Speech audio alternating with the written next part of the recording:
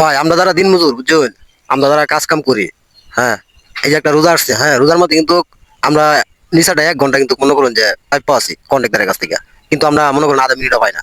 কেলিয়া পাই না কথাটা আমি আপনাদের বলি। আমরা ধরেন সকালে বাড়ি থেকে 8টার সময় বাইরে, 8টার সময় বাইরে বাইরের পরে দেয়া আপনার 9টার সময় যায় কাজ ধরি। তাহলে রোজা ছাড়া তো আপনার দেওয়া যাইতেছে 12টার দিকে চা খাইতে যাই, এনে আধা ঘন্টা যা, তারপরে 2টার সময় ভাত খাইতে যাই, এনে 1 ঘন্টা যা, এনে 1.5 ঘন্টা কিন্তু জায়গা। তাহলে আপনি দেখেন 9টা 10টা 11টা 12টা 1টা 2টা 3টা 4টা, আচ্ছা 8 ঘন্টা যদিও, 8 ঘন্টার মধ্যে আপনি একটানা কাজ করতেছেন কিন্তু 8 ঘন্টা, ঠিক আছে। আর রোজার মধ্যে যে আপনি ধরেন 10টার সময় কাজ ধরেন, 10টার সময় কাজ ধরলে ধরেন 10টা 11টা 12টা 1টা 2টা 3টা 4টা 5টা, 8 ঘন্টায়। তো 8 ঘন্টার মধ্যে যে আপনার 1.5 ঘন্টা জায়গা, তাহলে 6.5 ঘন্টা। তাহলে আপনি রোজা ছাড়াই তো ভালো, রোজা রোজা না থাকা মনে করুন যে আপনি কাজ করতেছেন, তারপরে আপনার 6.5 ঘন্টা কাম করতেছেন। আর রোজার মধ্যে আপনি অত কষ্ট করে কাজ করতেছেন, তারপরে আপনি মনে করেন যে 1টা ঘন্টা আপনি সার পাইতেছেন না। তাহলে কি হলো? তাহলে আপনার কোনো ছাড় দিল ভাই? কোনো ছাড়ই দিল না। এলিয়া ভাই ভিডিওটা করলাম।